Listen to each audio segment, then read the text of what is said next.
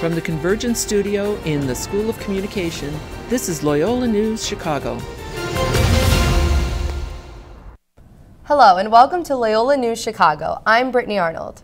And I'm Sean Mayberry. Here's the latest news. Loyola's campus safety is once again warning the campus community to be careful using their iPhones and smartphones because of recent thefts.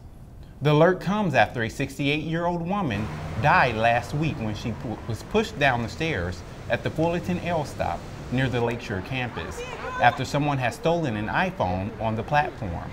Around campus, it's easy to find people walking around using their phones. Campus police say if you're on your phone and you're unaware of your surroundings, it could make you an easy target for thieves. Students we talked to did say they are concerned about the recent thefts. Well, it makes me especially nervous. I used to always make sure I called my dad or called a friend whenever I was walking home late at night. And now to find out that I really shouldn't be talking on my phone and that might make me more of a target makes me kind of seem alone, especially when I have to walk home late at night.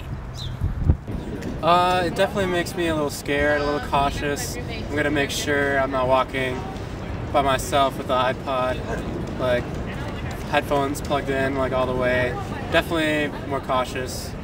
The only thing that makes me more cautious is just like being more aware of my surroundings, because like we were talking about it, me and some of my friends, and I was like, yeah, I was sitting on the L just like blasting my iPod, not really paying attention, and so I think that's like where the problem lies.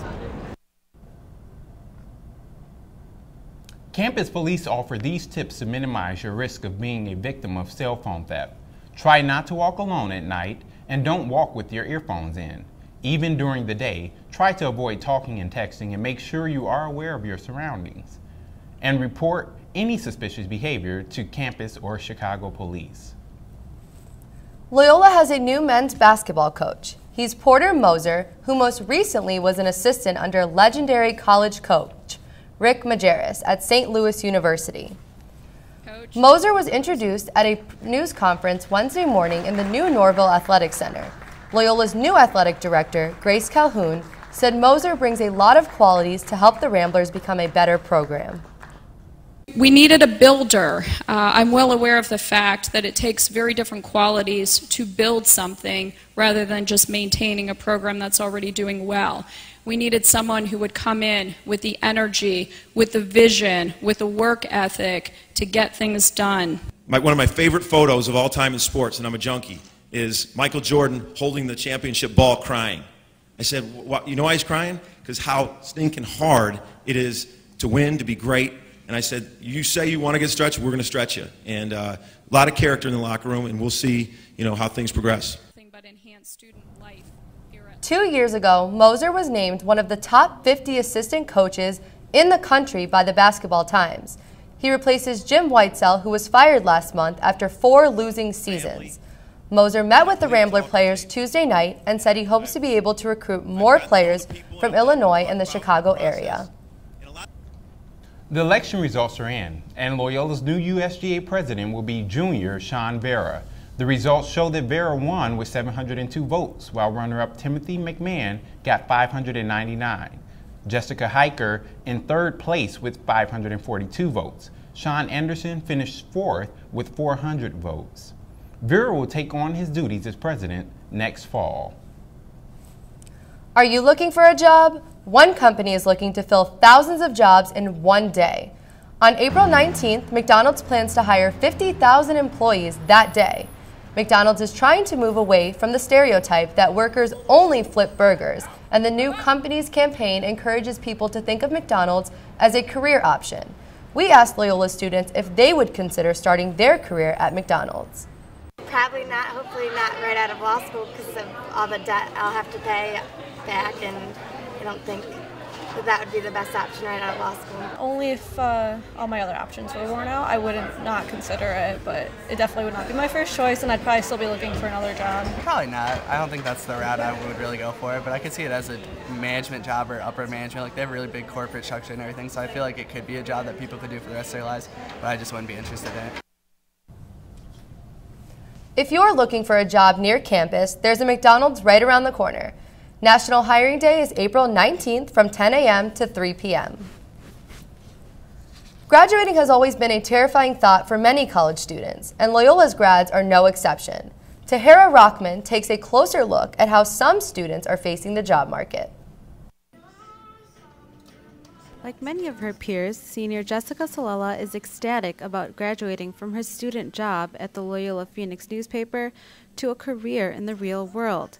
And, like many of her peers, the aspiring journalist is also terrified by the very thought of it. And it's very exciting, but at the same time it is a little bit scary because I don't have a job lined up for after graduation. No doubt that many seniors at Loyola Spring Career Fair share Jessica's worries.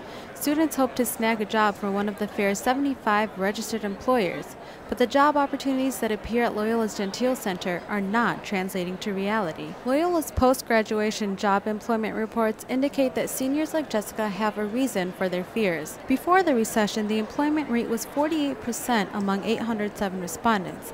In the latest survey of graduates, only about 273 responded, and less than half said that they were employed. It was a terrible, terrible job market. And I think students were embarrassed or angry or frustrated and just chose not to answer the report if they didn't have something. Jessica says she has come to accept the fact that she may not be able to find a job in journalism despite her many qualifications. The problem is that I would be considered an entry-level reporter, and no one is really hiring someone for that position right now. At this point, Jessica says she is willing to take on internships, nonprofits, and even waitressing jobs until the economy shapes up again. Tahara Rahman, Loyola News, Chicago. According to a Michigan State University survey, 32% of companies are planning to hire graduates this year. Are you feeling a bit under the weather? Well, stop by the Loyola Medical Center. You'll be in good hands. It's ranked among the top 4 Chicago area hospitals according to U.S. News and World Report. At Loyola, 4 specialties are ranked among the best in the nation. These include the heart, neurology, urology, and ear, nose, and throat specialties.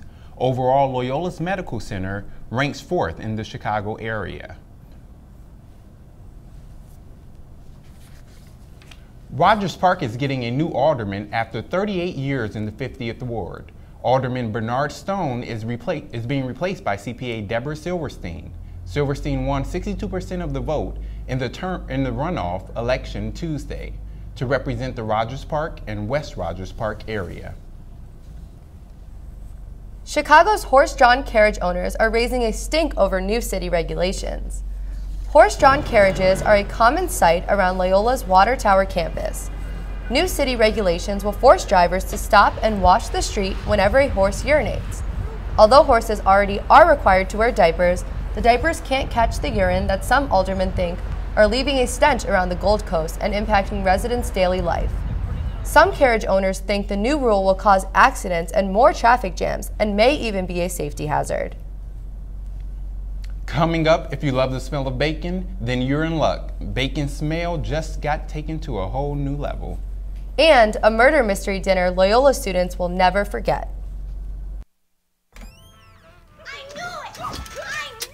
Oh, this isn't good. I was a gift from him to her. I'm going to the animal shelter, which isn't necessarily bad. I just hate the stigma associated with shelter pets. People will think I bite or that I spray everywhere. They're the ones with problems. I'm totally fine. Adopt me, you'll see. I'm gonna go pack. I can't even believe you. And she has a mustache. So, are you going out tonight? I can't. My parents say I have to be home right after work. That's so gay. Totally gay. Ugh, that is so Emma and Julia. Why are you saying that's so Emma and Julia?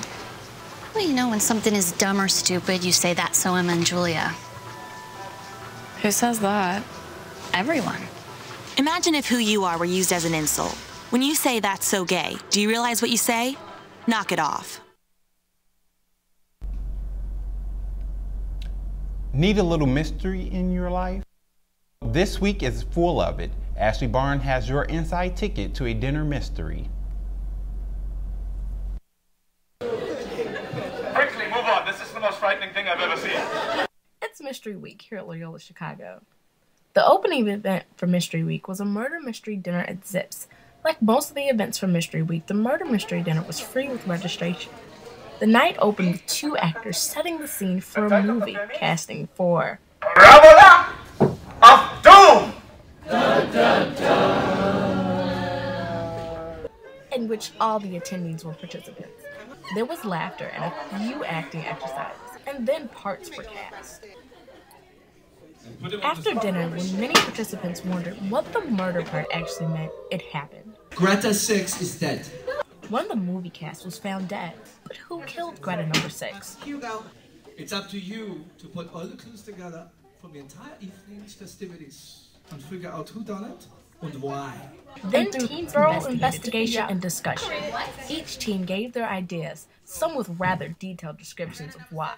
But the most accusations landed on 2 people.